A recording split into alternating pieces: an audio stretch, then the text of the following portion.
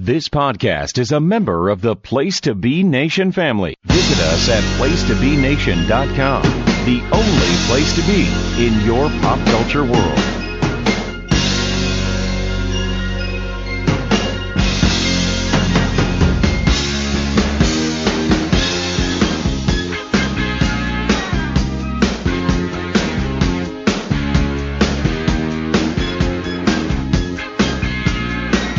PTB, Wrestling Network friends and family, happy July. Sticky and shitty here in the Northeast. Welcome to your home for everything current, up-to-date, modern-day wrestling. Place to Be Nation's main event. I'm Scott Criscolo. I know we've been kind of all over the place schedule-wise, but thank you for joining us and listening to our show this week. Vacations, life. Can I just win Powerball and then this could be my life? Unfortunately, that's not life. But in any event, welcome to the show. We got a lot to talk about. We're in between, for once, we're doing a main event prelude to no shows this weekend. Because I think we have at least, starting next week, we have at least one big show each of the next 3 weekends. Next weekend is TNA Slammiversary. The week after is AEW All In. And then the week after is SummerSlam from the land of Cleves. Believe land, land of Believe. So this week, I thought it'd be a fun show to just talk about a bunch of other things. A lot of topics, a lot of discussions, maybe a little mid-year report action, perhaps.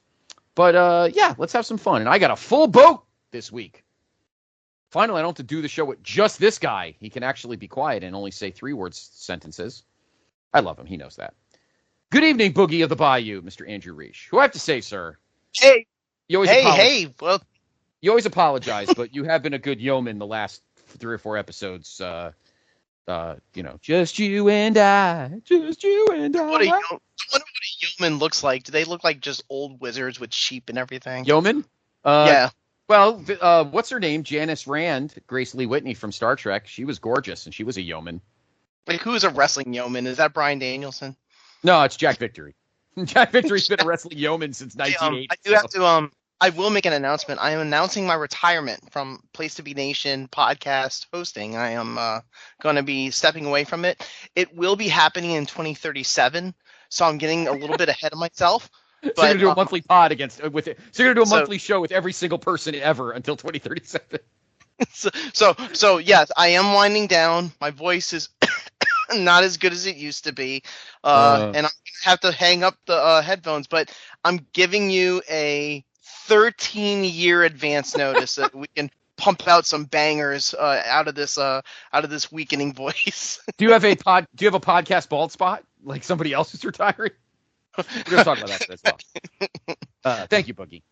Returning tonight, talk about a guy who's been on the move, on the air, everywhere. We should have had this guy do like PTB house parties, like Lee Marshall did the Nitro house parties, and then make some silly weasel comments. But he is here. It is always a pleasure. Stephen Aloysius Willie. Yo, baby, yo, baby, yo. That's the wrestling yo man we need. PN News. PN News. Yeah, it's great to be back. I've been looking forward to this all day. I had a crappy day yesterday, but like this morning, I'm like, podcasting, getting back. Yeah, it's been baseball season for my kids, so it's either practice or luckily we don't travel too far for stuff. But yeah, work, baseball, travel, moving my dad's stuff on Tuesday. Let's just make this about me. That's just like the weasel event. You are Tony the Tiger.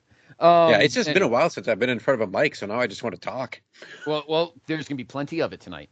And also joining us this week, he's normally not around on Thursdays. He is the Ricky Steamboat, and his girlfriend is Bonnie. Bonnie calls the shots, which is why he had to drop the Pop Experiencer Continental title. No, he really didn't.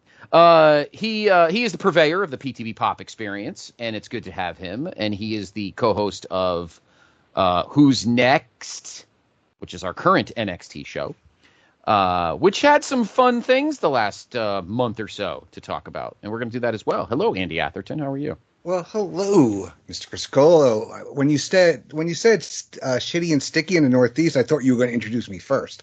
because that's pretty much describing me. Ooh, zing. and then Riche giving me a heart attack by saying he's retiring, and I'm like, oh fuck, that NBA team.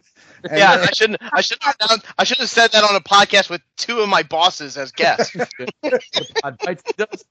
Another pod bites the dust. Well, if I said shitty sticky in the Midwest, we would have talked about some Redwater, but we're not doing that. So, because that's pretty shitty. You have a 97 tape collection. So anyway, it's great to be here. It's been a long time since I've been on a pod with Steve and Andrew, and it's great to be here with one half of the Core Four on a main event. That is true. Like bucket list, check off. Come on. It is. It is. I can't remember the last time Mr. Ben Morse has. Well, he was on. I guess we did the anniversary episode, and I don't know where is Jordan like Waldo, or is it like when Cactus Jack got lost in Cleveland? Jordan Doug got lost in the kitchen. He's around. Hopefully, he's not lost with Mike Cook. Like he got lost in the kitchen. Anyway, all right, guys. Thank you for being here. So we have a lot of news and notes and things to talk about, signings and such, and events coming up. Of course, as mentioned, this past weekend we had two shows. Saturday was Money in the Bank, and Sunday was Heat Wave, NXT Heat Wave. And again, we have an off week this week. No wrestling of consequence. And then, of course, 3 straight weeks. We have TNA Slammiversary on the 20th. We have AEW All In on the 27th. And then on August 3rd, we have SummerSlam from Cleveland. Let's talk WWE first. I got a few topics. We'll talk about the weekend. And then I want to talk very much about that document that I can see why it took forever for them to cut it together. The documentary about the WrestleMania 40 Behind the Curtain or whatever the hell it was called. Because that just angered me. It just angered me. They shouldn't have even bothered. They shouldn't have bothered. But that's just my opinion. Then we'll talk some AEW as we head towards Wembley. Big Dynamite happened last night. One great creative thing happened, and then one stupid creative thing happened, in my opinion. And then we'll talk a little about the something Boogie and I've been talking about the last few episodes, the NXT TNA crossovers. Say his name and he appears. I want to see him be NXT and TNA champion simultaneously. Say his name, the belts appear. I believe in Joe Hendry. I love Joe Hendry. Anyway, we'll talk about him and some other stuff. So, all right, guys. So this past weekend in Toronto, as they say up there, Toronto, was Money in the Bank. One was cashed in, one was not. Strats, Big Tiff, won the women's Money in the Bank, and she'll sit on that for a while. And then Drew McIntyre won Money in the Bank and got fucked again by Mr. Brooks. But we're seeing a lot of creative changes in the company at the moment as we head towards SummerSlam. Of course, Mama's back. Mammy, she came back Monday.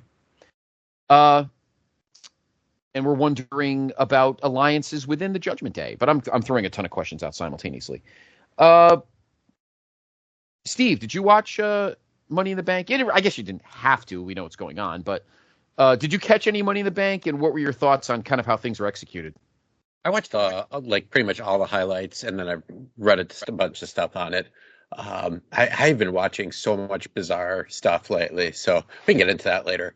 But yeah, my thoughts overall is, well, first of all, I like the fact that I don't watch WWE pay-per-views live anymore with these 5-match shows, because you can get through a lot very quickly with these shows with all of the 10-15 minute breaks in between matches.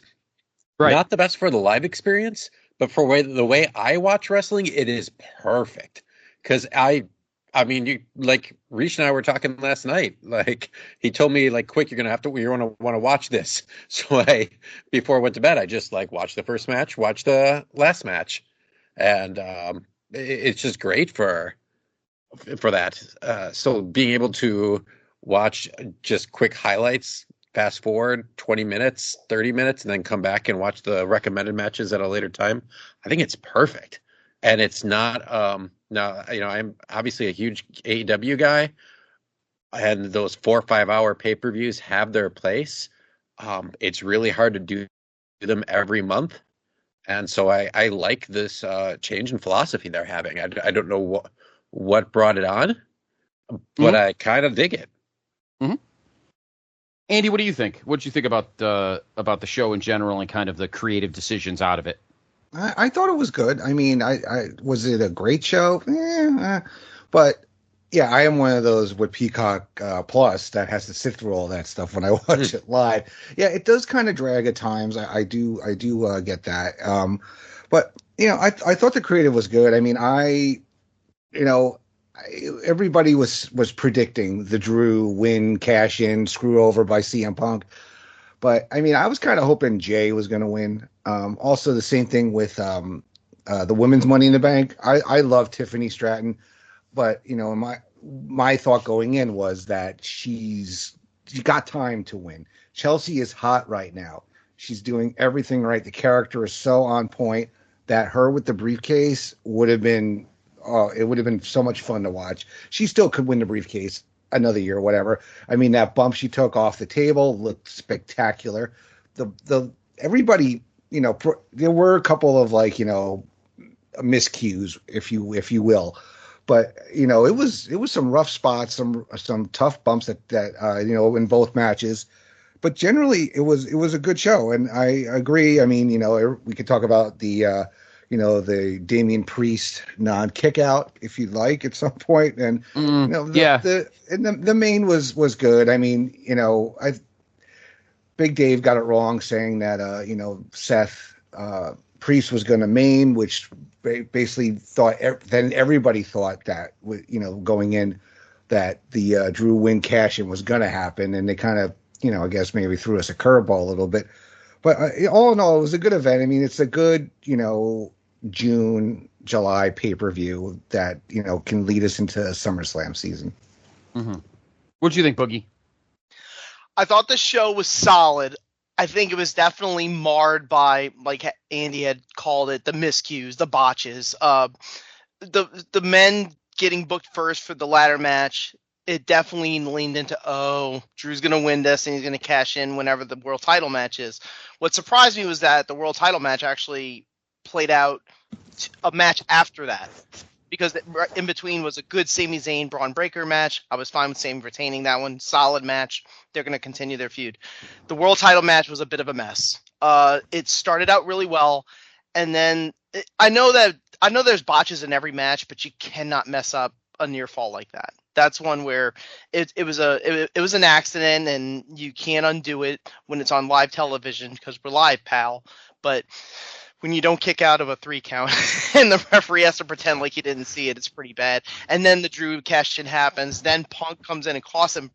I think this is is this the 4th time that CM Punk has cost Drew McIntyre an opportunity at winning a championship? It's starting to get a little bit overboard. But I understand that it's supposed to be riling him up into a feud where they go into SummerSlam, probably to do a match. The women's match, I thought, stole the show.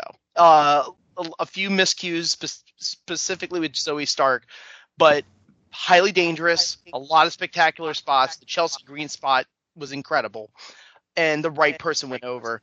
I did not care for the main event trios match. I didn't think it was very good. Overall, a very good.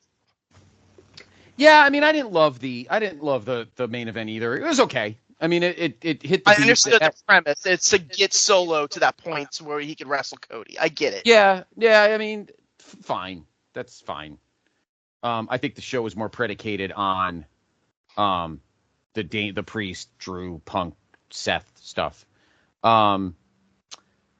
Incidentally, on a side note, and this now makes perfect fucking sense. Maybe this guy shouldn't be doing matches that matter anymore. The ref, whose name escapes me at the moment, is the same ref who botched the Ronda Becky pin at WrestleMania 35. So he obviously sucks at cues when it comes to kickouts or such. Well, was it one of the things I saw that could have been was that Drew's music was supposed to hit. So that's probably that was one of the theories I heard about why Priest didn't kick out. Well, listen, WrestleMania 8, Papa Shango came in late, and Sid had to actually kick out of the leg drop. I'm sure. I remember that. I didn't say anything about that, brother. What was that? Or Sid would have got pinned, you dumb fuck. Anyway, that aside, Why? the show overall had its moments. I think, as much as I like, here's the thing for me about Money in the Bank as compared to the Royal Rumble. I want to make this something because Steve, you were talking about Chelsea. I've always been of the mindset, and correct me if I'm wrong.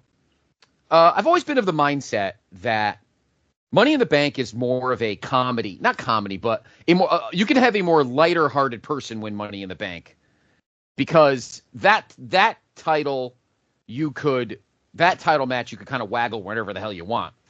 Like Chelsea Green, as much as I love Chelsea to death, Chelsea Green can't win the Royal Rumble because then you have to have her wrestle at WrestleMania. And Chelsea is not, sadly, one you could take seriously to carry a WrestleMania storyline. I'm sorry, it's just a fact for me. But you could have anybody win a Money in the Bank, because once they win it, then you could start to create a narrative. And this is what Triple H said at the beginning of that WrestleMania doc. He goes, "It's easy to point to the North Star. It's plowing the snow to get to the North Star that's the hard work. Finding the end point's easy. It's making the path to the point that's the tough part." And so to your point, Steve, Chelsea Green winning Money in the Bank would have been awesome.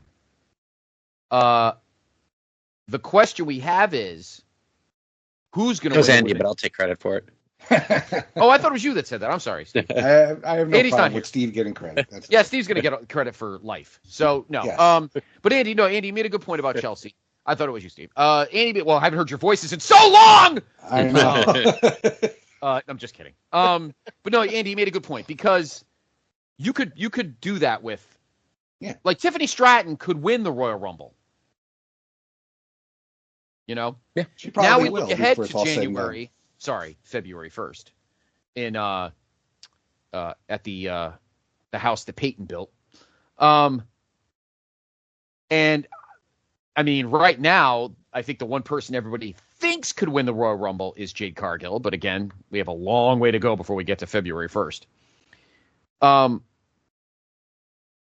What do you think? It's an easy path for Tiffany Stratton, Andy, from this point forward, on how to book her with that? Are we going to get a blinged out briefcase? Like, what do you think? I think now I'm starting to think Nia may beat Bayley at SummerSlam because of the whole relationship they have. Sorry, Nate. With Tiffany and Nia. So, so I think that could be part of it. So, I mean, I think, there's going to be a lot between the two of them, because they've really been building up Nia. And Bayley's been kind of blah this championship run, I think. And I think it's a more interesting story, as much as, a lot of people are down on Nia that she holds the belt.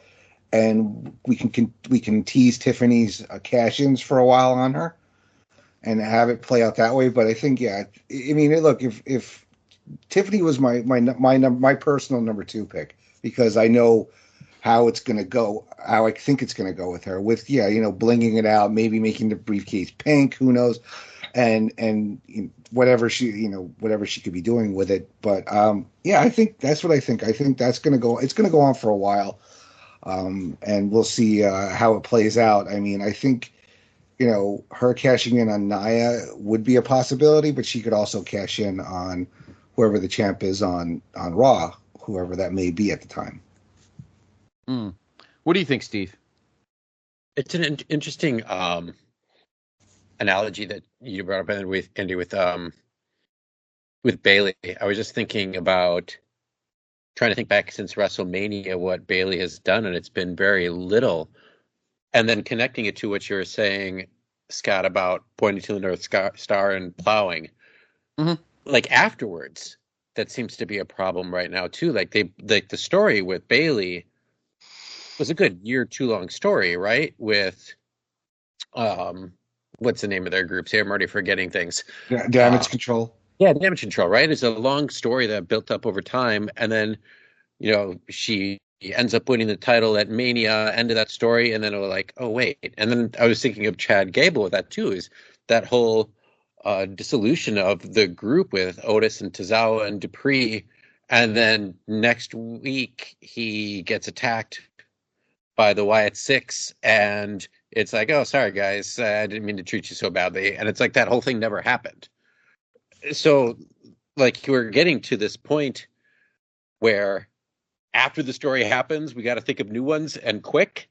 And there does seem to be a bit, and it goes back to what I'm saying earlier about having just like the 5 matches or so. They're starting to make bigger, longer stories, not just at the top of the card, but all around the card. And that's great. That's good. Mm-hmm. But there's going to be these rough spots where it's just like, wait, what about Bayley? And like, we're going to have Nia Jax against Bayley? Mm-hmm. Yeah, it's like, we did all this stuff and we got here, and it's like, now what? Right.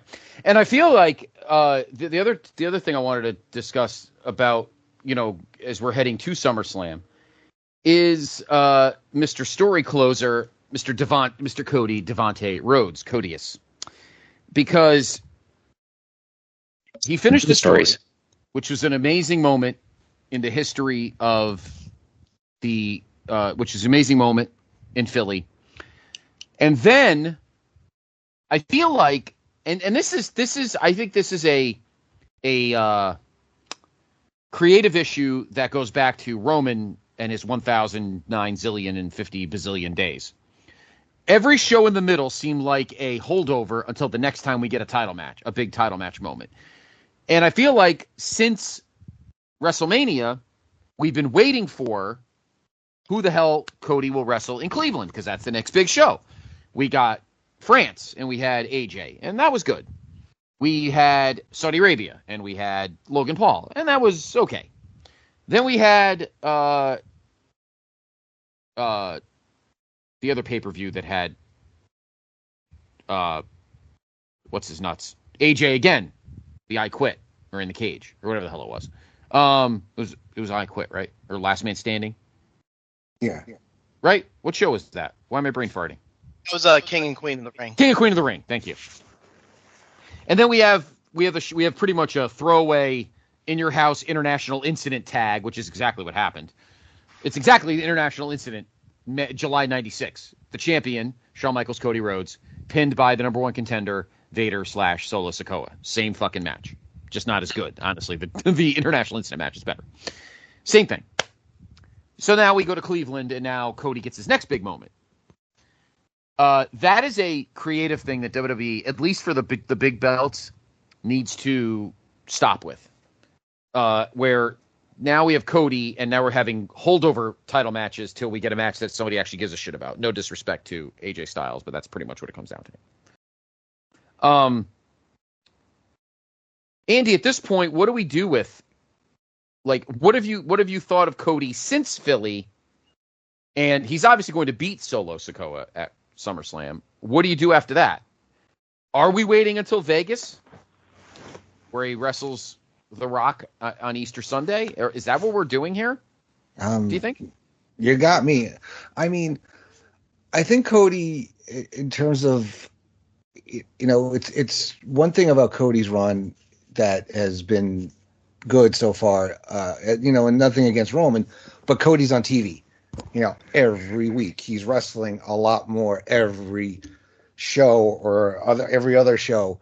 I mean, AJ is one of those, he's a good placeholder. He's a credible challenger. He's going to put on a good match, but at the end, that, Cody finishing this long story, he's not dropping it to AJ. Mm-hmm. Where we go after Cleveland, I have no idea actually right now. I mean, do we go with maybe like a Randy heel turn or something at some point? Maybe he faces Orton for a little while. I mean, what PLEs are there between SummerSlam and Survivor Series? I know they just announced Bad Blood is coming back, so I don't know. That could be. I mean, who could Cody be in a feud with that by that point to have a one-on-one match? I don't know. I mean, for me, the far more interesting storyline between the big belt is over on the other brand with Priest and Drew and Punk and Seth and everything like that. It's been more compelling. And had we talked about Damian Priest being like a top guy before he won the Money in the Bank, I don't know. I mean, he was good. Was he at that level? I don't know. But that's the thing with him getting the Money in the Bank and him being, having the Money in the Bank elevated him, and how he moved into the leadership role, really the de facto leader of the Judgment Day. And then he does the cash in, and now he's been defending the belt since Mania. So it's been, really interesting. But yeah, to get back to your point, I don't know what they do with Cody, because you know that they're saving him. He's going to hold the belt till Vegas. Who he faces, is it going to be The Rock? I don't know, but we'll have to see what happens, because The Rock could be busy. The Rock could be, facing Cena in his last match. We don't know what's going to happen there. Mm-hmm. What do you think, Boogie? I think WWE for Cody, I think WWE is sort of in a really good spot. And, John Cena went out there and he talked about like things about how he's going to finish up and he's going to wrestle his last year in 2025 and such, put over the roster like he always does. But I think there was definitely some truth telling there where he was just basically saying, look, the roster is stacked and we have a lot of talent there.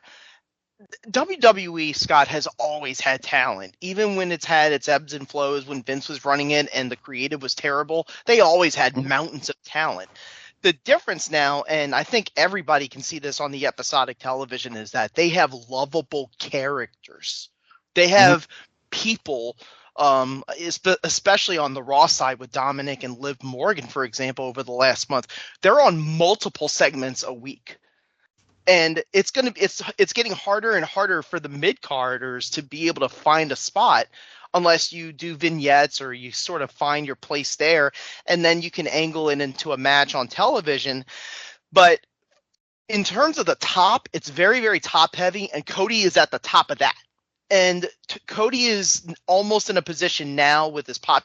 It's like a convergence of his popularity, finishing the story and having being in the honeymoon period of that, still being the champion and also being the most over baby face on the roster, that Cody being the champion is enough. It's almost like Hogan in the 80s. I'm not trying to compare it in terms of popularity or box office, because I think Hogan probably sold out more buildings than Cody has. But when Cody's the champion and he goes to a building, they're not there to see him lose. They don't want to see him lose. So when he goes in there, he's going to main event. He's going to win. He's a good enough wrestler to make the other guy look strong and give the sense that, Solo Sikoa or AJ Styles, or let's say he's wrestling Gunther. Gunther could win the match, but Cody's going to come out on top. Now, when will he drop it? When should the story turn the page? I don't know. I can see it going all the way into next year's WrestleMania when he wrestles The Rock. I can definitely see that realistically. But I do think WWE in the main event is in a really good place. Triple H has been criticized for being too patient, for waiting too long to pull the trigger on certain angles. That's why when they pull bait and switches like Rhea Ripley coming back to confront Liv and Dominic, it's awesome because you don't expect it. And NXT has definitely pulled that a lot in the last probably 6 months. Like, hey, let's do some surprises. Triple H has been very, very patient ever since they got out of the WrestleMania stuff. And now they're starting to really find some organic, like they're in that period where, okay, we're between WrestleMania and SummerSlam. What can we get over? What angles can get over? What characters can get over? We are seeing like Jey Uso is over. Somebody give me another one. Braun Breaker is over. Tiffany Stratton is over. There's people that go in there and they immediately the fans want to see them. And WWE has not been in that position in a long time. I always felt like WWE almost had to limit the appearances of their characters because they were scared they were going to get oversaturated. The fans were going to turn on them. And the 18 to 34 crowd is growing. in WWE ratings wise, and fans want to see more of those characters. So if you're a mid-carder or a lower carder in WWE, you're not getting a lot of TV time right now because those main eventers are getting more and more popular. What do you think, Steve? First off, can you hear me? Yeah. Okay, good. No, yeah, my microphone is not liking my new computer. So I just did a little switcher. That's tragic. It is tragic, right? You're right, Riche. Like for a while, a few years ago, the most popular person on the WWE roster was whoever was front row at the NXT pay-per-view. And they're starting to grow more internally from that. Like Chelsea Green, like being over was shocking to me. If like you don't watch on a weekly basis, like all of a sudden, like from a couple months ago, like she's like had her little Karen moments, and that's about it. And now she's doing like she did that spot at I want to say at a GCW show, that she did this past weekend, but this is on like an obviously like a million time more grand scale, and there it is more kind of this groundswell of people coming up. With NXT, there's just so many darn people that there's going to be one or two or three that catch on, and a lot of people are just going to kind of go off to the side. And like if you're not watching weekly like I am, and all of a sudden you see, whoa, Tiffany Stratton is this big now, after like I just felt like I saw her a couple months ago on an NXT show. It's pretty cool, and gets me excited to watch more again. I also want to build on that fact of Triple H being criticized for being patient. That is like, if that is a criticism, that is not fair to Triple H, because I think patience is a virtue, right? Like if you're going to be like, the only person I've ever seen be overly patient in wrestling has been like New Japan, where they literally wait like a year or two, way too long to give someone the strap. Like Tetsuya Naito, he should have won his first time like 2 years before he actually did, when like Los Ingobernables were like super ridiculously over. I've been thinking that the pacing of these stories has been great, because and clearly there's something to that, because their ratings have gone up and up and up. I feel like post Mania, we've just like normal kind of, hit that peak, maybe going down a little bit. But it's like trying to figure out these new people again as there's a turnover. Now they're going to go up again, I bet, with Cena back and with Punk coming back. So I prefer patience. It's just what you do, like you said, Andy, in the middle, like, okay, Styles credible, we know he's gonna win. Sola, like, this bloodline thing, like Sola Sikoa is awesome, Jacob Fatu's awesome, but like, dude, I've been watching Tongaloa and Tama Tonga for many, many years now. They ain't that, especially Tongaloa. And so it's a cool place right now. And it's what I like about AEW, and I know we'll talk about them later right now, is there's this change happening these past like 2-3 months in both organizations, where there's starting to be new people bubble up. WWE though, Riche, I think they're onto something though. There is like, that's the downside to these 5-6 match cards, is a lot of people aren't going to be getting on these big shows. It's true. And we haven't. Well, technically, we have 2 shows in August. We have SummerSlam, and then at the end of the month, pretty much Labor Day weekend, we have the Bash in Berlin, which I feel like is a show everybody's forgetting about. And then on the anniversary of the first time it happened, October 5th, we have Bad Blood is back from Chad Campbell's backyard, Atlanta, Georgia, which I think we will almost guarantee. I can guarantee, mark it down now, we will see Punk and Drew Hell in a Cell. I think that's a guarantee on that show. Love that. Yeah, I would too. I think it'd be amazing. And let me tell you something. Drew has been amazingly entertaining. And to Punk's credit, let's give Punk the benefit of the doubt with the fact that he has utilized his shall we say celebrity to be useful while he's hurt. And now it seems like he's not as hurt because he's been a little more physical the last couple of shows. Let me go around the horn for this question. I'll start with you, Steve. Mr. Brooks, through the first, I guess you could say, almost 6 months of his time, has he been useful enough to justify signing him? No. It's all due to the injury. I mean, it's just, you can say it's the age, and I get it. You know, we're all getting older here, and our bodies are slowing down, but there are also plenty of people who are, like, you know, getting older in wrestling who are not getting hurt every 2 seconds. You know, he's had many major injuries. So, do I think he's worth what he's getting now? No.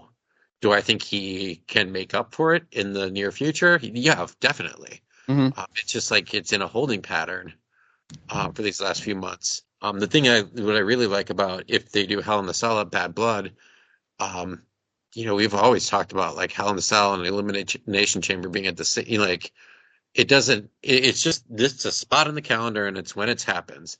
Whereas this Hell in the Cell, if it were to be Punk and McIntyre at a pay-per-view not called Hell in the Cell, it would make sense story-wise. Right. It'd love you like, Dad, now it means something. Now it's like, you know, not having blood and guts or man, I'm sorry, War Games, like just every year at the same time. Like that sucks. Like there has to be a reason for it. This feud, because of Punk's injury, has lasted much longer than we would expect. But then at least let's have it build to something awesome. Oh, and there's going to be blood too. Yeah. What do you think, Boogie? In ring, no, because we haven't had enough matches. Obviously, he's been in the ring for in performative roles, but not wrestling in matches. Damian Priest isn't getting as over as you would have liked, as because he's been the beneficiary of the interference. I think you could tell by the fact that the fans just did not like the ending to that three-way when Punk got involved. Even though they were happy to see Punk, the fact that he cost Drew again, it was like, oh my God, here we go. Are we really going to do this again? Business-wise, yes. I think that his signing has paid off because if you look at the rating breakdowns, his segments are the ones that get the higher demo rating. So clearly people pay attention to Punk when he's on television. Triple H knows this. And I think he's finally found a comfort level with Phil Brooks to where I know that I can use him to draw ratings. And so I'm going to put him in segments where it's really hard to miss. CM Punk is an interesting character because Phil Brooks is interesting. So when he goes into a promo battle with Seth Rollins where they just kind of take these really weird double entendre pot shots at each other, I want to watch it. I want to watch what they say, even if I think they're going around in circles and it doesn't seem to be going anywhere, because we know that Punk's not getting into the ring to wrestle anybody for probably another few weeks. But in business-wise, yes, it's worked out. In ring, no, not a chance, not even remotely close. Especially in AEW, where he wrestled way more than he has had in WWE. What do you think, Andy? I agree with Andrew and Steve. I mean, the return on investment has not been what you would think it was, but it has been a good, solid return because of, his ability to be plugged in even while injured into this. I mean, God, this feud with him and Drew, it's got to be feud of the year. I can't think of anything else that could. I can think of one. Yeah, we'll talk about it later. But anyway, I think that having Punk has been a good thing. I think that there's more to the story here, and the fact that he can stay involved and commentate, and they could promote Punk is going to be on Raw this week. I think that has been really a positive for them. Did I want them to go to the well again? I was kind of like, when everybody was saying like, oh, Punk's going to screw him again. Like, why do we need that? But it's keeping it going. It's keeping it fresh. The whole post-show thing with Drew, is key. That even had gave it a little bit more juice with Drew basically losing his shit on Adam Pearce and on the panel was great. So yeah, I think not when we first thought when he came back out what we were going to get, but it's been I think as best as it could be considering his injury. Yeah, I mean, I don't know if he's the guy that's going to win the men's rumble in 2025. I don't know. I guess that depends on the situation and what the scoop is. But we'll see. But obviously you're right. He has not obviously gotten his full investment, but not his fault. Obviously he got hurt, so that doesn't help. All right. Obviously, we'll get into the documentary in a minute because I'm really going to go in on that. But quick NXT. We'll get into that when we talk TNA because they kind of go hand in hand. Heatwave was good. I like Ethan Page being NXT champion. Clearly, he did more in a night. He's done more in a month than he did in how many years in AEW. So that's cool. He's a good heel. We definitely will see a future with Braun Breaker. He might be a guy that wins the Royal Rumble. I don't know, though. I think Braun Breaker needs to keep staying in the mid-card. Maybe have Braun win Money in the Bank next year, wherever the hell that is. I think you let Braun stay in the mid-card for a while. He's going to win the IC belt eventually. I was very stunned that Sammy won at Money in the Bank. I was very stunned. All right. So I think it was the 3rd. I think it was the Wednesday before 4th of July. On the WWE YouTube channel, I don't even think it's on Peacock. On the WWE YouTube channel, they released the WrestleMania 40 Behind the Curtain, which is the... Just listen. What's that? I'm going to sit back and have a drink and just listen. All right. It was the long-awaited documentary that was supposed to come out, I think, the week after Mania, but 3 months later, it's finally out, and it was about the process or the journey getting to Cody Rhodes winning the WWE Championship from Roman Reigns at WrestleMania 40 in Philly. Obviously, it talks about him being there. I was live in Dallas for his first match, which was fucking great against Seth Rollins. Then, of course, he had the fucking pec injury, and he wrestled all purpley in the cage, in the cell. Came back, won the Royal Rumble, got the hiccup last year in L.A., and then continued the path. And then we get to the fall, and that's kind of where our story is, because it talks about not only the Cody's journey, but the journey of the company over the last, 18 months. And about the company return of The Rock, of Dwayne, not only creatively and as a character, but he is, of course, now he is a member of the board of directors, which was announced in September, which I thought was kind of fishy. And it talks about the detours and the discussion that goes back to WrestleMania 39 and Rock versus Roman, and they showed a flashback from a show I was at live that I almost got killed, Royal Rumble 2015, when I was ducking fucking batteries. And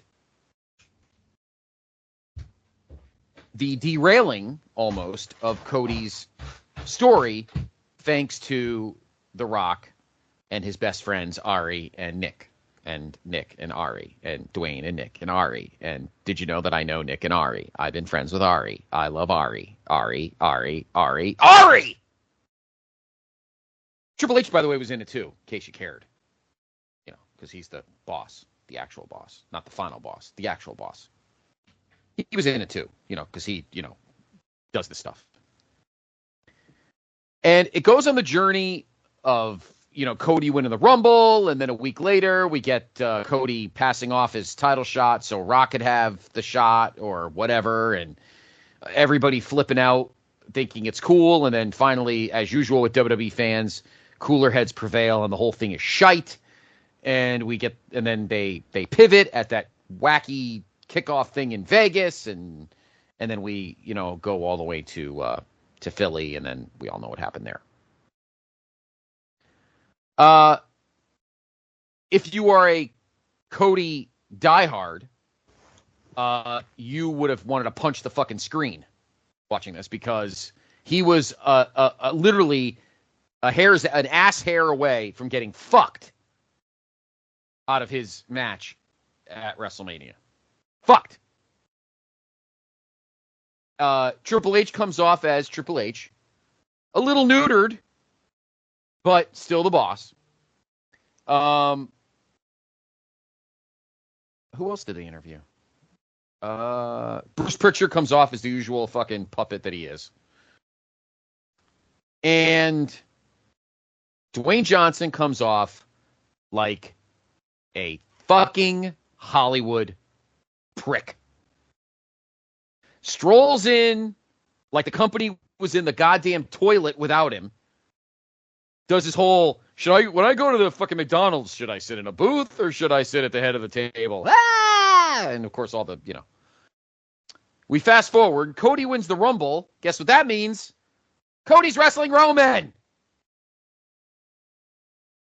Had Punk not got hurt, I think there was no way to waggle it, because Punk was going to face Seth. Then Punk pops his tricep muscle, and that gets all fucked up. Because now Seth has nothing to do. So what does Dwayne do? Dwayne is saying, well, should I talk to Triple H? He's the head of creative. We could talk about things. No, I think I'm going to talk to the CFO and the guy that runs TKO, because they have a fucking clue on how to book something. So I'm going to call Nick and Ari. I called Nick and Ari. Nick, Ari, and Triple H. I'm sorry, forgot to mention Triple H. Then I stopped caring about mentioning Triple H and just called Nick and Ari and Nick and Ari and Nick and Ari. Let me put glasses on so I don't look like a complete douchebag. Instead, you look like a bigger douchebag. I called Nick and Ari. I had sushi with Nick and Ari. I blew Nick and Ari. I had a Big Mac with Nick and Ari. I went to one of those fucking Brazilian steakhouses with Nick and Ari. And we thought, you know what? Now's the time. Even though we have a ready-made main event, let's finally tell the Samoan fucking dining room story that needed to be told for the end of fucking time, instead of the story that's ready-made right here. No, we need to fucking blow up the Samoan family, throw the fucking dining room table, fucking burn the pot roast, and have the match. And tell Cody to go fucking wrestle, I don't care who. Grayson Waller. Let's do a 4-hour Grayson Waller effect on Saturday. When Triple H looked Cody dead in the eye and said, what am I supposed to do? And Triple H looks at him and goes, I don't know! Really? I don't know? The fucking guy won the Rumble. He gets fucked out of his match, and your answer is, I don't know? Dr. G was getting nervous. I thought I was going to throw his TV out into the fucking train tracks. Then, instead of public pressure, let's Dwayne put his fucking douchebag glasses back on. And I called Nick and Ari, and, we fucked a whale and then, went on a safari and rode tigers and kangaroos and said, maybe, even if a little bit of the fan base, who I could give two fat fucking shits about, is upset with me. I don't want anybody mad at me. I'm Dwayne. Everybody must love me. So let's put Cody back in the match. So we go to Vegas. We have the push and shove and all that. Rock makes his own belt, becomes fucking Bowser now. I'm Bowser. Cody is Mario, and I'm Bowser. What you meant like from Shauna? No. The final boss. That is a... Imagine Rock walks down the ramp to a two-hand job, baby. Crater Face comes out with what's her name? With the worst reputation, whatever her name was. That Cha-Cha Di Gregorio. Yeah, Cha-Cha Di Gregorio with the worst reputation.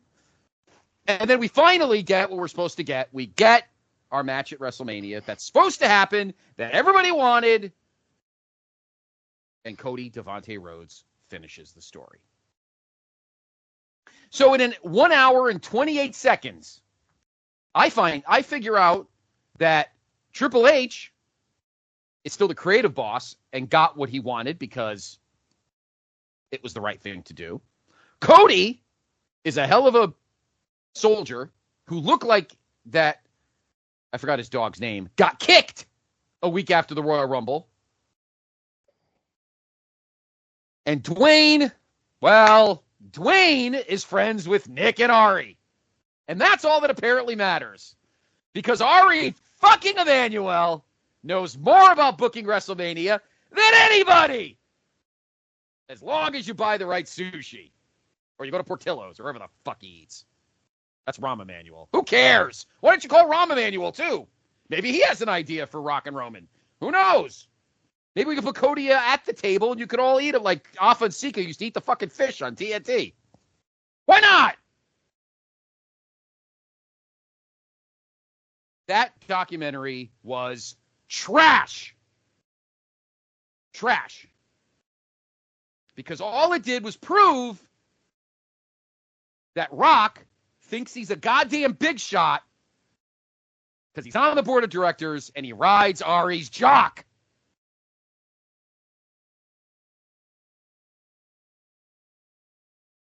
Andrew Riche. What's funny about this is that, like, all of us... Did I say you could go first? Just, I'm sorry, Steve. I can't do that. I'm sorry. No, like... I can't do it. I can't do it. We all had, like, this idea, like, what happened here? Like, what's going on with this story? Like, why are they doing this? And, like, it's, like, one of the few cases where the conspiracy theory actually happened to be the truth.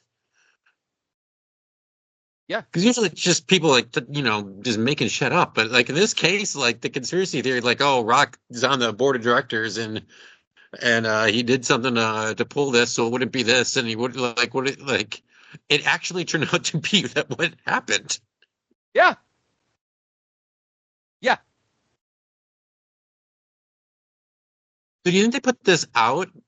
Like, and because, like, The Rock, like, before we went on the air and you said you wanted to talk about this, like, I hadn't seen it, but I had seen the memes, which is just of him sitting there with his glasses and it's almost like, Michael Jordan memes, like from the documentary. And so I'm like, I wonder what this is about. Like, clearly, like, Dwayne Johnson, like, comes across as, like, an egomaniac.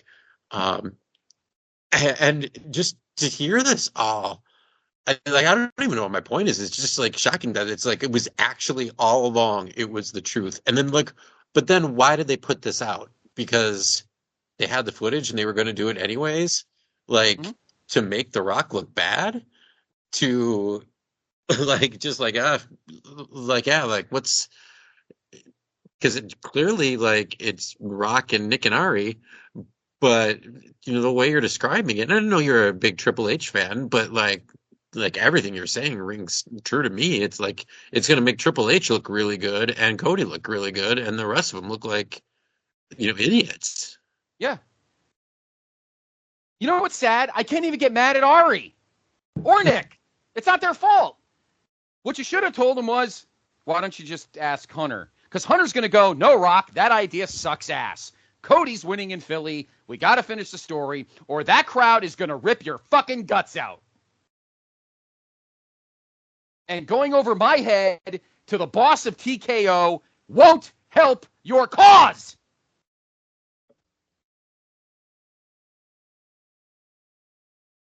Just saying. Right, Andy Atherton? Oh, yes. The to quote Ford Fairlane, the movie, when he says to Johnny Crunch, getting paid to be the asshole you always was. That's what's starting to happen with The Rock. What a great goddamn movie, by the way. Oh, I love that. It's not streaming anywhere. That is on the top of the Dice, and Dice is canceled. That is the top of the wish list for Laugh and Tear. Awesome. But I digress. Yes. Rest in peace, Redbox, by the way. Just rest in peace, Redbox, by the way. Oh, yeah. Stream. And all their employees. Yeah. Apparently, I haven't gotten Wayne, paid. why don't you ask Nick and Ari to pay them? Sorry, go ahead, Andy. I mean, Dwayne. Look, between the whole thing with the whole Black Adam, fiasco, also that movie, kind of doing the drizzling shits and not being what it was supposed to be, and The Rock, yada yada yada. It's basically showing you a big whoops, my bad, and we're showing you how it played out. It got us the what we got at WrestleMania. So it's look, I look back, did it suck at the time and was it terrible? Yes, but we got that whole Endgame thing at WrestleMania, which I still pop for, and I will watch just to get the chills again for all the all the pops and all that stuff. But yeah, The Rock, it kind of when you think about Cody and The Rock in the ring, and it's I get images of Bret Hart after getting the salt in his eyes telling Hogan, yeah, you go in, you take it. That's the images that I'm getting. And this is the stuff, The Rock just produced a documentary. Who killed WCW? Shit like this killed WCW. You should know. Were you not paying attention when the thing was getting put together? What the hell? On. I got a side note about that, Andy. Thank you for reminding me about that. Yeah. I love Vice, and all of the dark sides were really good. Some of them were incredibly depressing, but really good. But why is The Rock telling me who killed WCW?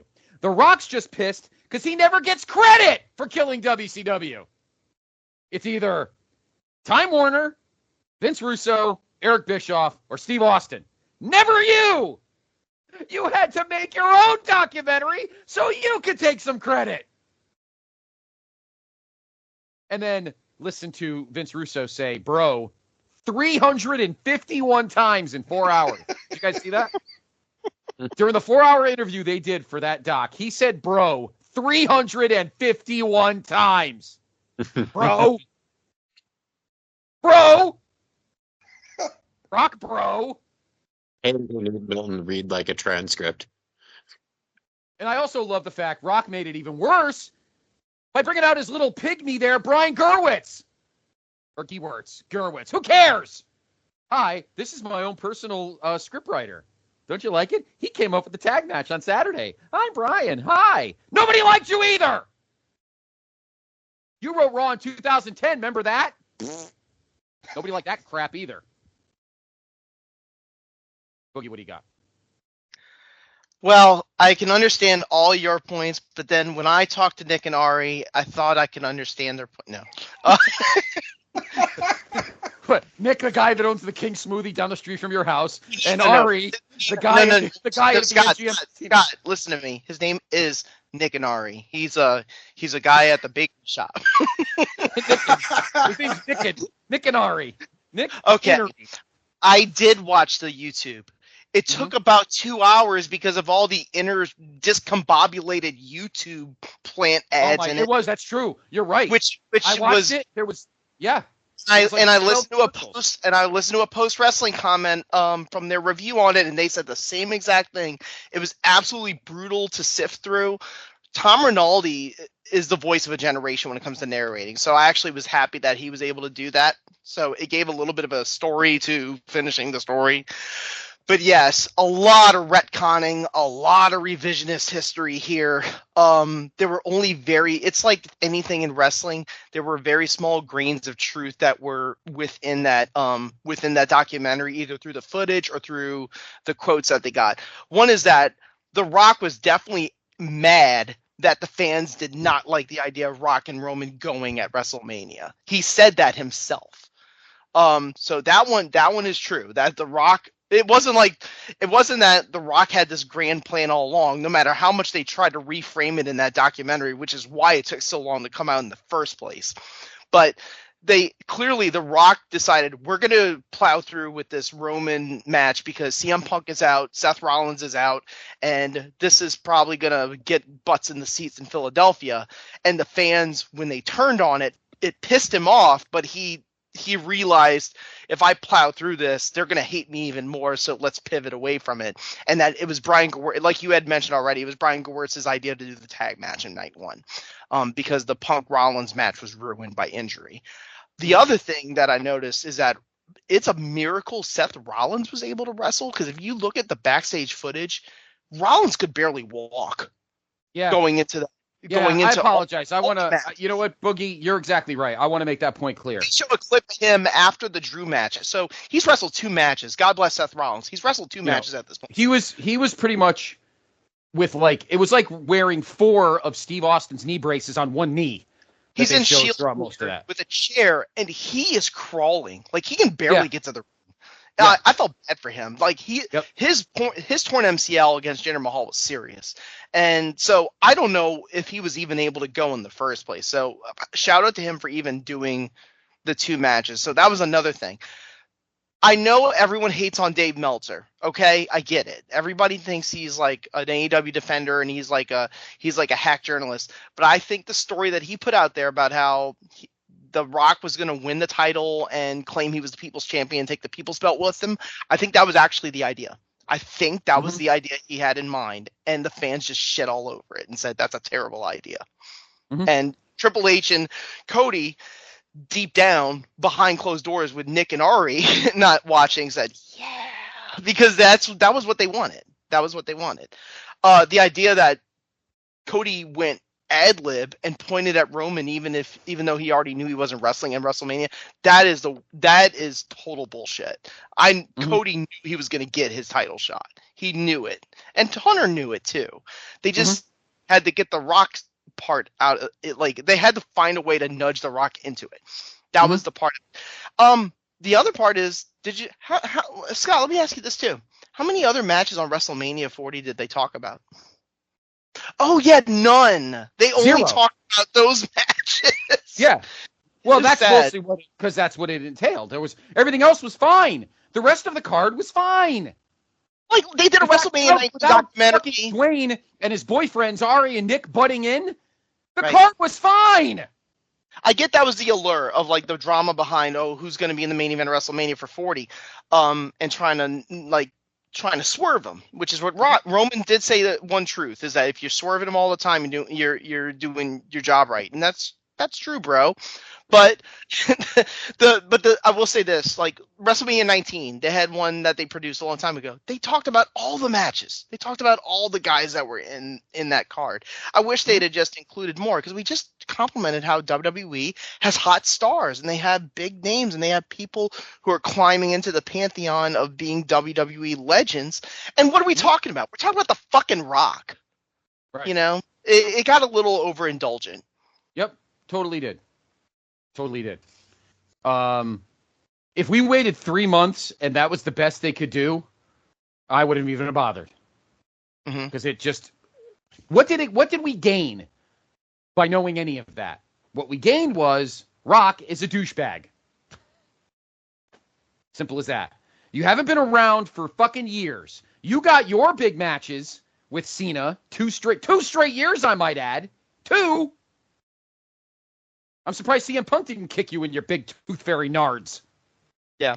And to explain for Steve Willie, the meme is The Rock in that still basically taking credit for every great idea in the history of wrestling in the last 20 years. That's basically what it is. Pretty much. Oh, Roman Reigns and Rock started on Young Rock because that conversation actually happened. Acknowledge me. No, you didn't. He worked so hard for so many years to have like a really stellar reputation. Yeah. And he's done a great job. Like he is very beloved. He's like one of the few celebrities that most people like, and he seems to be shitting on it, at least in the wrestling fans world. I know there's a backlash during the the fires in Hawaii. But in terms like his, maybe he needs to stop trying so hard. I guess that's what I'm saying. Yeah, I agree with that part. Yep. It was just ridiculous. It was a waste of time. And I am happy that Triple H in the end got what he wanted, weathered the storm, and the original idea is back. And Triple H even said it. Any other time, to the casual outsider, yes, Rock and Roman is a moneymaker. But they're going to leave the next night on Raw. They're not sticking around. I'm sorry, Rock and Roman is a better match, but you're going to get the same result as LT and Bam Bam Bigelow. This is not Mike Tyson in 1998. They're all going to leave. You're going to bring back the Attitude Era fans to watch that. Fuck Cody. Sold out. And then they're all going to leave. And it was already sold out to begin with. Pissed off diehards. It was already sold out based on just the WrestleMania name itself. And, there were leftover handfuls of tickets, but it wasn't like you're going to do Rock and Roman and all of a sudden you're going to spike business. Right. It was already there. If anything, save it for we thought that, maybe Cody and Rock at SummerSlam or Rock and Roman at SummerSlam, so you can build up another event and have the same kind of house. I got an idea. Why don't you wait a year after for WrestleMania 42 when it's in Saudi Arabia? Do it there when nobody has to give a shit. And then go to Minneapolis in August, which is why it's 2 days, and then you can go back to actually booking real wrestling. Just saying. Anyway, thank you for that. I appreciate it. I had to save that rant for Steve Aloysius Willie because he is my therapist. Anyway, let's move on to another con. Not Nick. Let me tell you something. If fucking Rock said, so I had to call Nick, Ari, and Tony, I was going through the screen and I was going to punch his fucking stupid glasses. He didn't do that, though. But because before SummerSlam, it's after SummerSlam, I guess. Wait, yeah. What am I saying? It's well after SummerSlam. It's August 25th. Yeah, why did I keep saying July 27th? I'm an idiot. All In. I think that it was in late July, right? Yeah, I'm sorry. They got Blood and Guts coming up in 2 weeks. That's right, Blood and Guts. Sorry. All In. Scott in that rant was having blood coming out of his mouth, coming out of his Blood coming out of his guts. Coming out of everywhere. July 28th. Sorry, August 28th. Sorry. Right? Saturday, August 28th? Okay. So All In. Sorry, there is nothing after Slammiversary. My apologies. Blood and Guts is the 24th of July. So. But it's a fucking Dynamite. It doesn't count. It's a Dynamite show in Nashville, Tennessee. Yeah. Yes. It's not a pay-per-view, so it's just another fucking Dynamite with a title in it. Doesn't matter. And it's going to be exciting. It's 2 cages. It's kind of War Games without War Games, and that's fine. That's going to be fun. Blood and Guts is going to be fun. Usually is. This past Wednesday on Dynamite, we had one of the greatest booking. What's that? We already pretty much have one team set: Bucks, Okada, and Jack Perry. Jack Perry. Yep. Yeah. And now it's Mark Briscoe, Swerve Strickland, probably Darby Allin, and 3 empty slots. Darby Allin, maybe the Acclaimed, or maybe Will. Maybe Will. Yeah, or FTR. Or is that too bloody for him? Or FTR, because they already came back, and Cash Wheeler has traded in a handgun for HGH because he is Jesus Christ.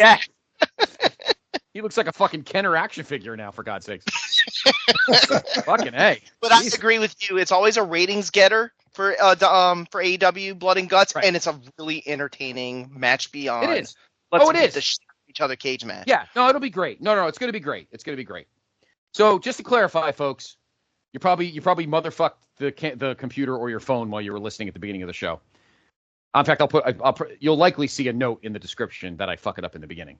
So it's Slammiversary July 20th, nothing on the 27th, and then SummerSlam August 3rd, and then on August 20, is it the 28th or is it the 24th?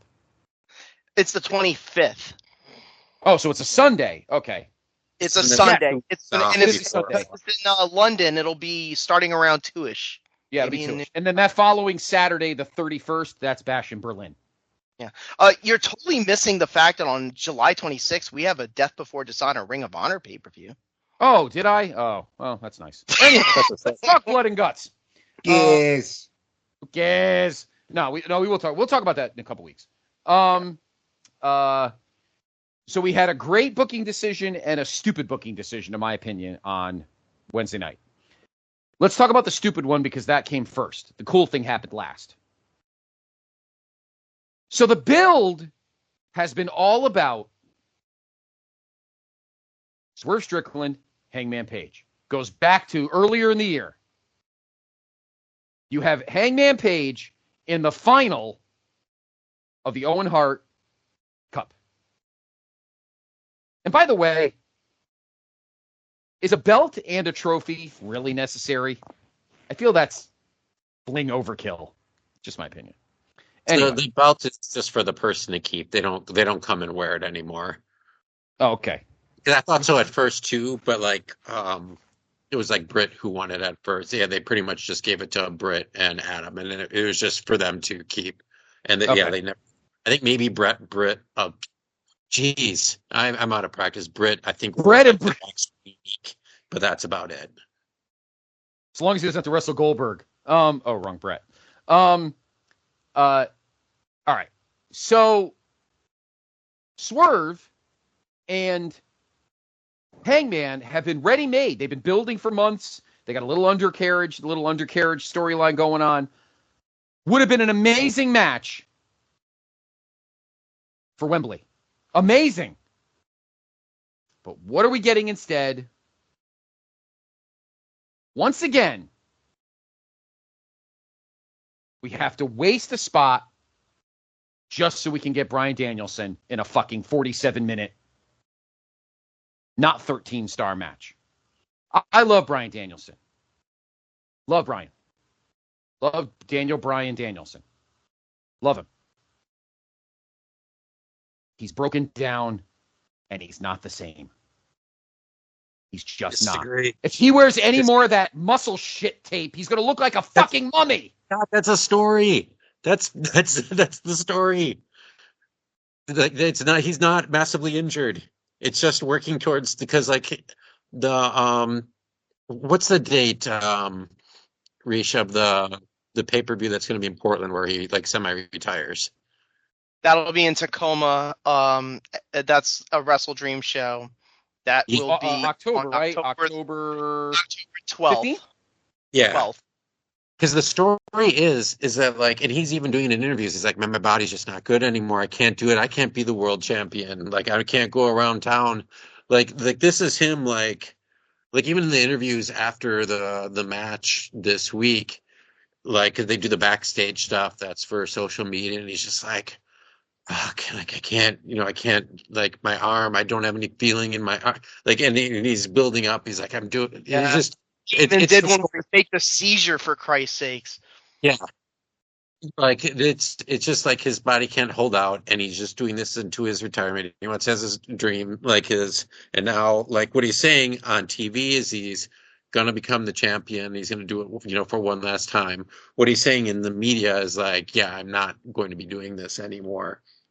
But I do see what you're saying though, Scott. Like, I was surprised they brought Paige back so quickly to do the Swerve stuff. Because I do. Like, first of all, I thought the story was done with that story, period. Like, right. Swerve came out on top, story over. I had thought all along it was going to be the flip. Like, Swerve was going to go against, like, Ospreay at All In. And then Tacoma was going to be Swerve versus Danielson, both Northwest guys. And that was going to be Danielson's retirement match, kind of like if you win, you get the, kind of like the Sting, Darby tag team match where they held on to the titles. Sting retired, and then the titles went up. Like it was going to be Danielson versus Swerve, Danielson puts Swerves over and is, in their hometown. Danielson goes off into the sunset. That still might happen. Like maybe something will happen because we also have All Out in between there as well. Right. But I am surprised because I thought it was going to be Will and Swerve.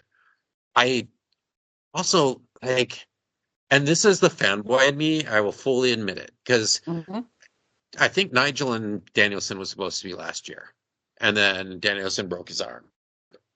Yep.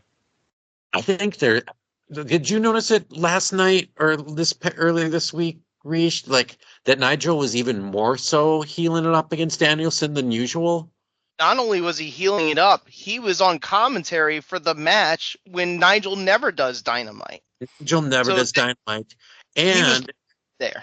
Yeah, and going into more like my greater point of how storytelling is great in wrestling right now all around. There was a storyline reason for him to be there because of Taz was out. Was it for like suspension or something like that? Because of the Hook was incapacitated backstage kayfabe, so Taz went to tend to him. So Nigel's always healing on Brian a little bit, but it seemed like even more so this week. And so there's part of me, it's like, is Nigel going to cost him at All In? Is that going to then, like, are they just like, I feel like they're still going to do Danielson and Nigel at some point before the end of Danielson's time in October, because they have such a huge history. Because they did a retirement match together and Danielson ended up coming back.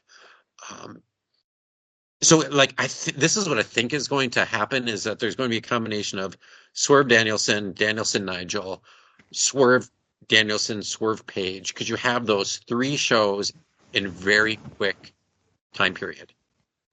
You're all out, you're all in, you're all out, because you'll still need something for All Out. So I hear you, Scott. I agree with you to a point, but I also think the Danielson part's more of a storyline injury stuff than anything. I'm excited about it. I'm excited about wrestling for the first time in a long time right now. I'm just apoplectic of the idea that Bryan Danielson is not the wrestler that he used to be. I'm still trying to get over that one. Here's the thing. Michael Jordan in 1998 was not the Air Jordan that he always was. He was still the fucking league MVP, averaging 29 points a game, and the champion. Bryan Danielson, I think, is one of those wrestlers that even at the lowest point of his career physically, he is the best wrestler on the roster. Not only that, he's one of the most popular wrestlers on the roster. I think having him wrestle Swerve makes perfect sense going into All in London. Put your biggest attraction against your champion. I think that... I hate to be a dick. I don't think he is. He's not. Oh, you don't think he's their biggest box office attraction? Like that can be debated. That can be debated. I can get that. But I think that if you have him headline it, people will go see it and you will attract more fans. I don't think it's already got 45,000 fans.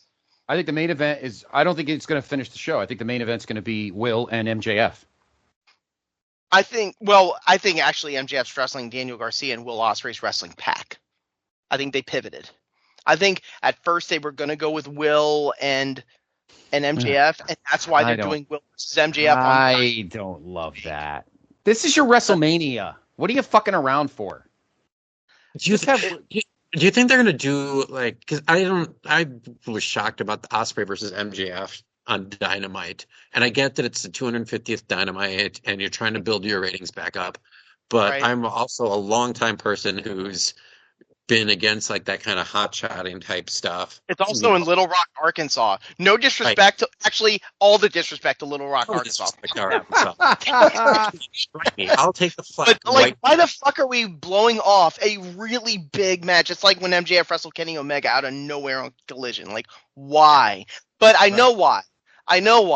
They wanted it for All In. Tony changed his mind and said, you know what? We'll have MJF wrestle Daniel Garcia in a revenge match, and we'll have Will Ospreay wrestle Pac, who just won a title shot for the international belt.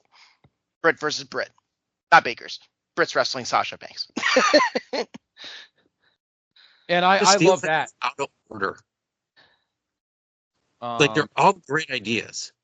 But it feels like there needs to be something with the order. Right. Yeah, they have a month and a half to figure this out. It's Mm-hmm. not till late August, so they have time. True. Yeah. I mean, they do have some matches set. It's a big time money match, and that should be, and that could be the main event at All In. I completely agree with that. Completely agree with that. What's a big? Wait, I didn't hear what you said, Steve. What's a big time money match? Spray MJF, just like you said. Yeah, like totally. That should be a main event. It's a ratings getter. It's a buy rate getter. Yes. And ultimately, that's what's getting you the money right now is your $50 pay-per-views. You know, I don't. You know what, Steve? I don't know. Will Ospreay's not the wrestler he used to be. He was pretty good in March, but that Swerve match he kind of lost, and he's starting to lose it a little bit. Wow. Swerve and Ospreay had an incredible main event match at Forbidden Door. We don't have to talk about Forbidden Door. There were like 25,000 matches, good matches all around. But the one you really, really, really need to see is the last one, which was the main event, which was Will Ospreay finally losing a match in AEW to Swerve. Great match. I actually you're gonna hate me. I watched that show live, by the way. You know what? I'm gonna make this point very clear. I watched that match live. That show live, except the main event. I watched the main event later on in the week. I didn't love it. I thought it was kind of boring. But I understand. What match actually did disappoint me and I thought was going to be really great was Moxley and Tanahashi. That was Naito, not Tanahashi. I'm sorry, Naito. I agree with you. It was a stinker, and the crowd didn't care. Believe it or not, Steve, I was excited for a John Dean Ambroxley match, and it fucked me. It was at the one where Moxley won the title, the New Japan USA show earlier this year, and it was good. Right. And it was more than good because it was a shot that Moxley won on basically a house show. But I agree. I thought that match was above average, nothing to, like a 3.5 star match. That match was, I don't know what was going on with it, but it was on the bottom half.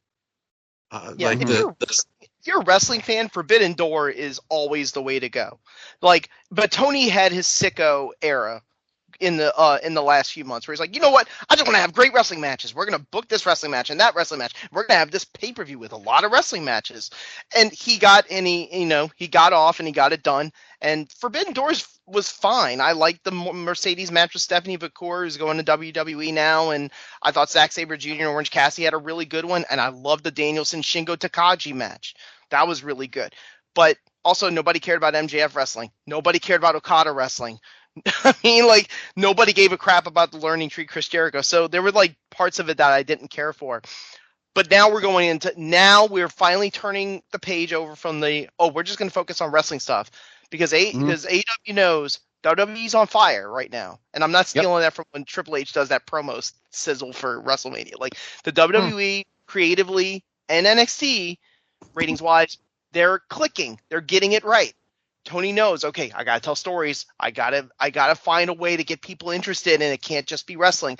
And I think the two dynamites after Forbidden Door, the one in Chicago, which was called Beach Break, and then the most recent one, which you just talked about, I think we're on the right course heading into All In London. Now we're really telling stories. Now we're getting asses in the seats to want to watch these matches. Yeah. And the great creative thing that happened that ended the show, out of nowhere, although maybe it wasn't totally out of nowhere. Andy, are you still there? Yep, I'm here. I'm sitting back as a listener right now. I thought you were playing Galaga. That was the beauty of it. It was not out of nowhere, but the way it was executed was out of nowhere. Yeah, it wasn't. Mariah May wins the Women's Owen Hart Invitational and then beats the shit out of Toni Storm and has made Toni Storm the de facto babyface. And she took her fucking high heel and jabbed it in her fucking face. Literally with the heel of the shoe. Yep, the heel of the shoe. She turned heel with a heel. And she's winning. She's winning the belt. I think she beats Toni Storm at All In. Yeah. I think she wins. That was awesome.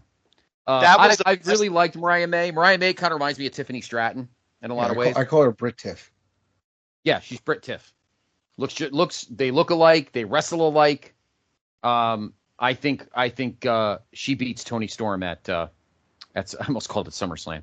It is kind of, it's their WrestleMania at All In. London. Yep. This was AEW's version of the Red Wedding.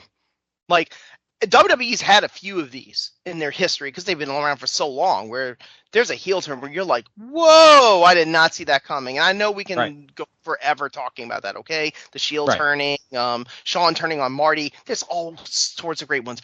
For AEW's 5-year history, this is up there. This is one of their 4 or 5 best ones. Where MJF turning. Oh, sorry. No, I know what you're about to say. MJF turning on Daniel Garcia. Yeah, that came from that's not a surprise. The only reason MJF was kind of a de facto face was during the whole Adam Cole stuff. If they're not together, he's a better dickhead. So it just needed to happen. But, all the allusions to All About Eve, which is a classic movie where there's someone who worships the star and then tries to overtake the star, and the violence. I mean, here's the thing about AEW, and I've said this forever, and I don't want to begrudge the point.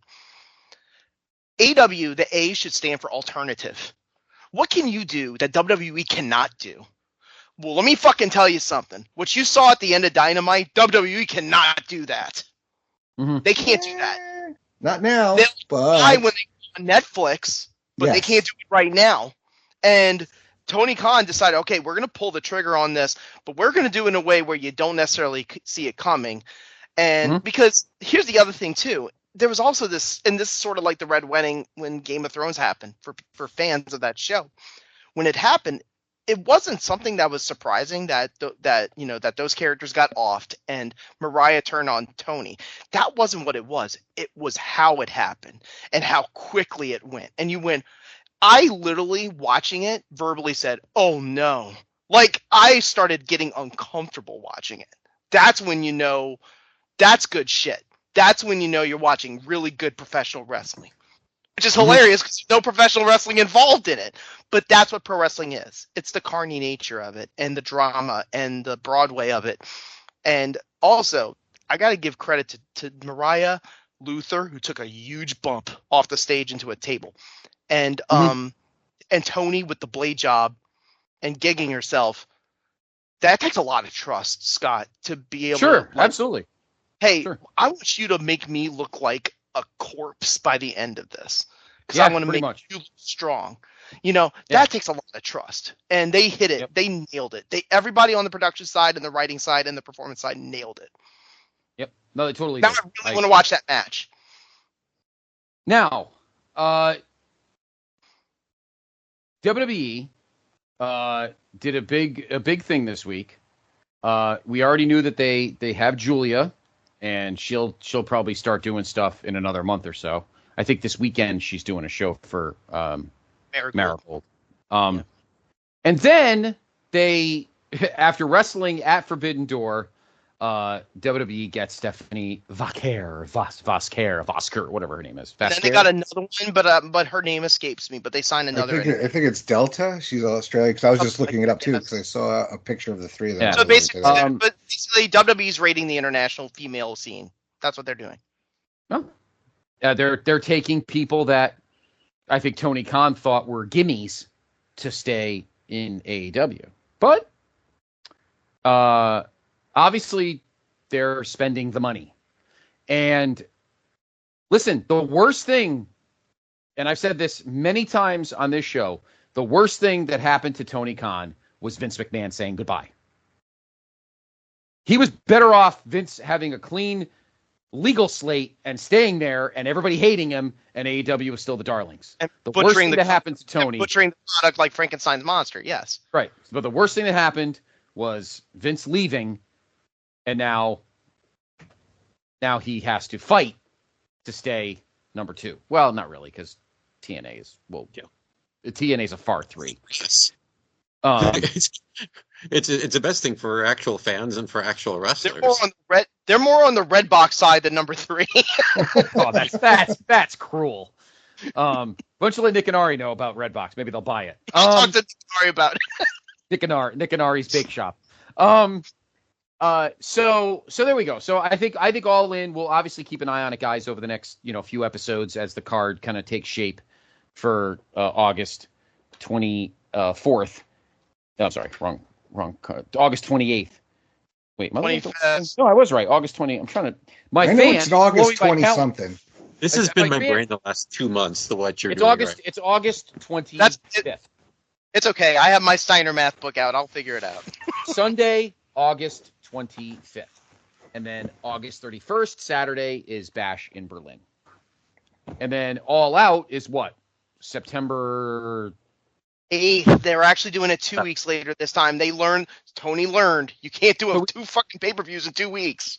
2 weeks is still, I still think 2 weeks is too much. Why are we having All Out anyway? He loves having that show in Chicago, and he didn't want to let it go. Well, he's going to get fucked again. Sorry. It's for me. They should get rid of Wrestle Dream and do All Out in October. He did it just for Steve. Yeah. Steve, you have so many shows, Steve. Like, so the last couple months, like 2-3 months, where like I have no idea what I'm doing in any single, weekend. And now it's for the next couple months is like it's my time, baby. Let's go. It's my time. Let's get the gazebos out. It's my time. Best Triple H, the gazebos. It's the best Triple H theme of all time. Does anybody know who's sleeping with who? I love that theme. It's my favorite Triple H theme of all time. All right. This is more for you, Andy. You've been laying out. Now you gotta step up. You are the NXT guy here on the PTB Wrestling Network. You have, of course, Who's Next. What are your thoughts on the handling so far of kind of the TNA NXT crossover? I really like it because they're showing restraint. The fact that it's a small arena. I was talking to our good friend Pate earlier today about this very thing. And yeah, he made a point like if the Joe Hendry thing, if he comes out on a Raw or SmackDown, he'll get a reaction. But I don't know. He doesn't think it would play to the bigger building, to the more casual fans. Because if you're watching NXT, you're more of a wrestling fan than a casual. Like, because most people, if there's so much competition for viewing. Your viewing attention, right? There's TV shows, there's movies, there's streaming, there's YouTube, blah, blah, blah, blah. So the fact that if you're going to watch wrestling, you're going to watch Raw or SmackDown if you have to make a choice over NXT. But so that really worked out. I really do enjoy that it's not a full-fledged invasion angle. I think it's two companies, that are helping each other. I think TNA, like right now I have the repeat of tonight's Impact on with Izzy Dame answers the open challenge to Jordan Grace. And I think it's been, they're sprinkling it in. I mean, they did tease that Joe Hendry was going to be, on NXT this week at the end of Heat Wave. And you pretty much knew once Javon Evans got taken out that he was going to be Trick's tag partner. We've been waiting for the Rascals to show up with Wesley because how many times can Wesley basically lose a smile and say he's going away, right? So that's true. That was a great thing there. Right. I like that we had Kaz in the Battle Royal. The Jordan Grace has looked tremendous on both, and it's exposing these people to a bigger audience, which is I just think it's very mutually beneficial, and it shows how to do a crossover right, as opposed to how AEW and Ring of Honor. It's like I watch AEW. I mean, I don't watch it like attentively, like I have it on usually almost on Wednesdays, and I'll record. I DVR Rampage and Collision just in case I need to go back and look at something if somebody tells me. But with them in Ring of Honor, it's like I'm expected to know who these people are, all these people, and it's just it's too much for my brain to handle sometimes, and it turns you off from the product. But here it does get to be a lot for sure. It's a lot, and everybody has a friggin' belt. And here, though, you see they're not just inserting them randomly. There's a reason. We had them in the Battle Royal. We had them in the Open Challenge. We had, Joe Hendry. I mean, WWE is right. They're striking while the iron is hot with that guy, who I didn't really know much about. My kids knew more about him before I did. And I enjoy it. I don't want it to be too much where it's like TNA are taking away from TV time. But the good thing too about the timing of this is that NXT is in one of their somewhat annual transition phases because they lost a lot of people in the draft. And so now they're trying to build up new people. In the meantime, though, they're bringing in these so-called veterans who have name recognition. And because a lot of times with some of these kids, they're if you're just somebody tuning in NXT, you're going to get confused. I mean, they have 2 tag teams right now between OTM and this other tag team. They're like the heel and face version of the same team. I forgot these 2 guys. Their names, but they just debuted, and they look almost the same. They wrestle almost the same, except for one is face, one's a heel. You have all these, Carly Brights and Brinley Reeses and all these people that you couldn't tell them apart if you were just somebody tuning in. Like, I know them just because I watch it because I like to watch it. I love doing the show at Logan, and I just happen to know who these people are. But if you're somebody just tuning in and you're casually watching and not like, wanting to talk about it, it's like, what's happening? So that's to circle back to the original point. I think they've been handling it quite well. And for somebody who I've been wanting to watch more of TNA, I am now, because actually I didn't even know I had Access TV, and now I have it. I figured it out thanks to my son, and now I'm going to be catching up on that every week. Mm-hmm. What do you think, Boogie, of the connection of the talent exchange? I like it. It's something that they like Andy had said, they have to just dabble into it. You can't go, like, no pun intended, all into it, because if you do, the mystique's not there. Now, Joe Hendry, I laugh just saying his name, does have crossover appeal. Look, I'm not down with the kids, but I do get a sense that once you start seeing these spikes in hits for a specific superstar or a specific wrestler, that means that they're popular on social media or they've gone viral. And I think at some point in the last 6 months, the Joe Hendry music video has gone viral with a younger audience, to the point where people outside of wrestling know who that person is. So casually. So I think that having him go there is almost the equivalent of having a celebrity go there. And let's be real. People like Cody Rhodes and John Cena and The Undertaker showing up to Full Sail, that is a legit celebrity. That's not a superstar. That's somebody who made it. So having these people show up to NXT to pop a rating, especially with the fact that they're going to CW, so you want to go out on a high note going into the CW network, and you're very close in the rating of the Dynamite. In fact, their demo on the most recent show was higher than Dynamite's, even though Dynamite's total viewership was higher than NXT's. The fact that they're so close gives them that confidence of, like, okay, we need something to pump. We need to raise up NXT just a little bit. Let's have Ethan Page win the title in a surprise. So they're doing things that are surprising, and TNA can provide that. There's also a rumor out there the Motor City Machine Guns are going to show up in WWE soon. So we might expect that in the next few weeks. Mm-hmm. But I also mentioned this, and this is sort of the tail back to the lower card, mid card quandary in WWE right now in the main roster, because the fact that there's so many popular acts on the higher card that are getting more and more TV time because the fans like them so much, that it's giving less time to the mid card and lower card guys to be able to. So they're like relegated to speed and main event. And we actually just saw Cedric Alexander basically delegate. He basically said, you know what, send me down to NXT with Ashante the Adonis and I'll get more TV time there. Mm-hmm. And it's almost like NXT is becoming a deferred destination. It's the place where if I can't get time in AEW or in the main roster WWE, I can go here and get time. So I think NXT is in a spot where they have the budget of a WWE imprint, but they are able to bring in people from the outside. If Joe Hendry goes to Raw, no one's going to fucking care. Mm-hmm. I'm being serious. But if he goes to NXT where you have these niche fans, they're going to be like, whoa, what's he doing here? Jordan Grace, when she showed up, same thing. Can they keep doing that over and over again with TNA talents? I mean, Scott, you're way more expertise on the acts at TNA, but I would have to assume that there's not that many left where they can really, really surprise the fans. So at some point, you have to stop with this partnership, and then you have to bring it back in once you go to the CW and start to really focus on your own talents. Yeah, I could. Yeah, no, I don't have a problem with that. What do you think, Steve? I think I'm going to be Debbie Downer for a second, just because you guys have brought up the positive parts.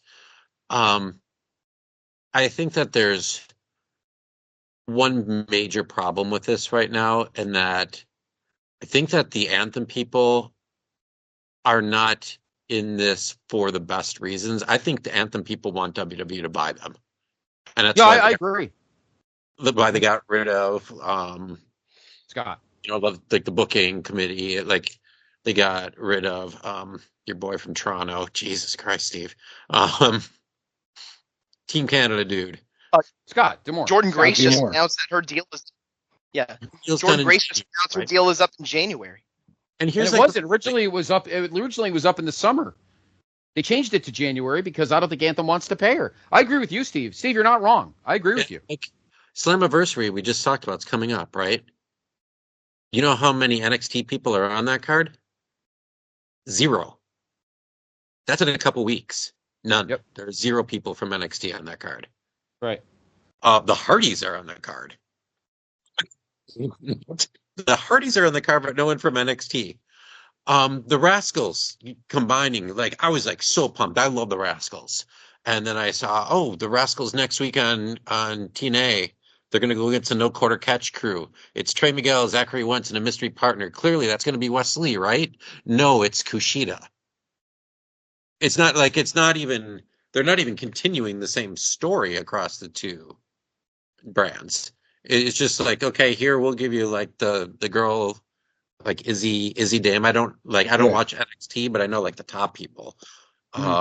So I don't know who Izzy Dame is. She was basically Kiana James's Diesel, and then Kiana got pulled up, and she's okay. She's still green, but she's got potential. They also sent out there Tatum Paxley to wrestle Jordan Grace in a previous show. But your point is clarified. They're not bringing big names. Sending Jordan Grace. TNA is sending Joe Hendry. TNA, they're not sending Roxanne Perez or Trick Williams or what have you over there. And at least, the AEW TNA thing wasn't the greatest either, but, Kenny Omega fought on TNA and Christian fought on TNA. But, TNA didn't get the best out of that either. So I just feel like I want to see, if they're going to do it, I'd like to see more of an exchange, just because there are so many NXT people that would do great with having additional opportunities, since they don't travel really anymore. And the people on TNA, I don't care about Brian Myers and Eddie Edwards for the 784th time in a row, either tagging or against each other. You can only do, it's like this, there's the same people on every single week. So I think Ace Austin has been in TNA longer than Steve Austin's been in WWE. Right. And Ace Austin is great. Austin is legitimately great. But it's just I'm excited for the TNA wrestlers, because I think Jordan Grace is going to get signed by WWE, and she should have been signed by WWE or AEW a long ass time ago. Joe Hendry, Andrew, you're absolutely right. He's like a niche star. For a while, I thought he was going to break out with Ring of Honor, but then the pandemic happened, and then Ring of Honor blew up, literally. And so then, because he couldn't travel, he basically had to go away for a couple of years, and then he built himself back up in Britain and came over to TNA. And for a while, what you're saying in terms of being viral, it was a few months ago, completely separate from wrestling. Somehow his song took off, and it was literally the number one song in England. It was the number one downloaded song in England for several weeks in a row. Yep. And so he's, I think it was on Billboard. I think it was yeah, on it was on Billboard, Billboard. too. Number one on Billboard. Yeah. Like he's a niche wrestling celebrity. It's a perfect spot for him. And again, I'm purposely being Debbie Downer. I'm like, doing like you see NXT is doing really well, and like in terms of ratings, and your main event scene is Ethan Page, who's 36. He's your most talked about guy, and your second most talked about guy is Joe Hendry, who's 35. And then you got Cedric Alexander coming down, and it's like, yeah, this is a reboot period, but we're rebooting it right now with guys from other promotions and, not like new people who you're developing. So it's like, I almost wish there was more, and it doesn't. I agree with you, Andy. Like invasion angles are so overdone, and they've never even been good to begin with. Right. But like maybe like doing more of just like a talent exchange. Yeah, like a working relationship. That's all. I mean, I think we're getting Gallus versus the Rascals. Rascals. Next week, I think on NXT. So it's cool. It's on NXT, but like the same week next week on, is like its anniversary in 2 weeks, and there will be no, unless there's some sort of surprise at the actual event itself. The card is off because all the tapings are done and there's nothing. Right. There's 5 matches slated for Slammiversary at the moment. Moose is in that 6-pack, of course, for the TNA title. Henry's in not winning the belt. I know, and he's not winning the belt. Do we not have 6 packs anymore in TNA, by the way? Do we not have 6 ways? I know. Jordan Grace is again taking on Ash by Elegance, and I have a feeling she's going to lose. I think, Mustafa Ali and Mike Bailey. That match could be fucking amazing. Amazing. It'll be a good match, yeah. AJ Francis and PCO. That's going to be a. Wait a minute. The Canadian International Heavyweight Championship? What the fuck belt is that? Okay. And the TNA Digital Media. And then the Militia is taking on Spitfire. Steve's favorite team, Danny Luna and Jody Threat, for the Knockouts World, the women's tag belts. So, all right. Well, I think we've flown off the handle more than we meant to tonight. Gentlemen, it has been a blast having a nice full complement of great talent such as yourselves to join me and keep me calm, because I was very calm on this show. Honestly, if this was just Boogie and I when I went on that tirade, he probably would have crawled under the bed or under his hammock with his basketball in the backyard. He was making that noise going up and down the stairs. So there we go. What? So thank you guys. I was checking to see if the dogs were in the garage. Well, I let them out. Are your dogs' names Ari and Nick? So anyway, thanks for joining us for this great episode of the main event. Follow us all on our socials. Follow the feeds. We all have great shows. You're the best. We'll be back in a couple of weeks. We will do a post-mortem of Slammiversary and look ahead to SummerSlam. Here in the main event, there may be a big SummerSlam return. Maybe. For Brother Boogie, for Brother Steve, Brother Andy, I'm Brother Scott. You've been in the main event, and we'll talk to you in 2 weeks. Hey, guys. Hey, Scott, Steve, Andy, y'all did a great job. But remember, you have to give equal recording time for these shows, because if there's anybody that needs their podcast time, it's the Learning Tree, right? Ha ha ha ha ha ha.